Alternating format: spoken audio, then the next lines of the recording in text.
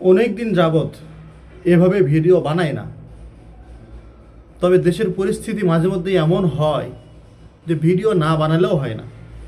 আপনাদের সব বিষয় জানা আছে, তারপরেও কিছু বিষয় না বললেই না।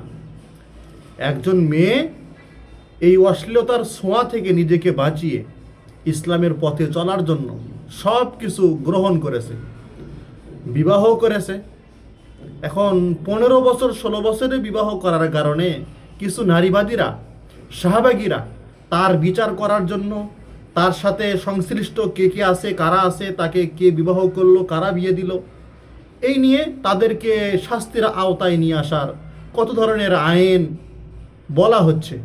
অথচ তারই মতনই বয়স অসংখ্য নারী দেশের রাস্তায় অলিতে গলিতে ধর্ষণ হচ্ছে, তাদের বিচারের কথা তো তাদের মুখ থেকে কখনো শুনলাম না।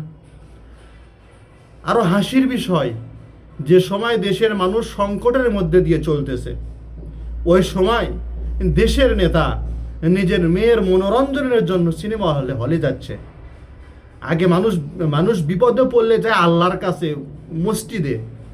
আর দেখতেছি এখন মানুষ কতটা ডিজিটাল উন্নতির উচ্চ পর্যায়ে গেছে যে মানুষ বিপদে পড়লে সিনেমা হলে যায়।